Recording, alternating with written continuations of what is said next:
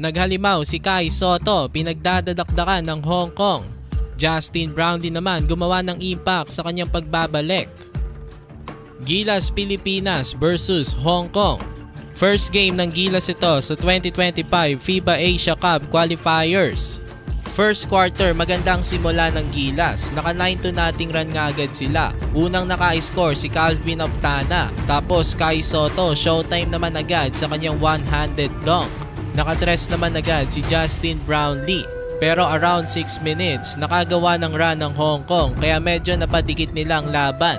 Kaya lang instant impact naman itong sila Jamie Malonzo, CJ Perez at Japet Aguilar bago matapos ang first quarter. Dalawang magkasunod na tres ang binitawan ni Malonzo at Perez. At natapos nga ang first quarter, lamang ang Gilas Pilipinas 23-15. Second quarter, naka 10-2 run agad ang Hong Kong kaya naitabla na nila ang score sa 25. Pero nakatres na naman si Jamie Malonzo. Around 4 minutes naman ng quarter, pinasok na muli ni Coach Tim Cone itong sila Kai Sotto at Justin Brownlee. Naka-score na naman nga si JB tapos si Kai Sotto nang posterize na naman sa kanyang monster dunk. At the half, lamang pa rin ang Gilas Pilipinas 41-37. Third quarter, na foul agad si Kai Sotto kaya tumungo ulit siya sa free throw line. Na-shoot naman niya ang kanyang dalawang free throws. Tapos nakatres na naman si Justin Brownlee from the corner spot.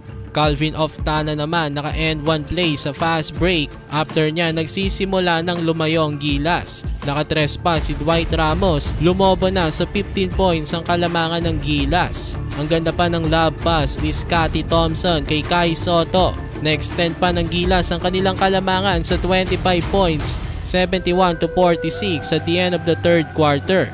Fourth quarter, patuloy pa rin ang ganda ng nilalaro ng Gilas.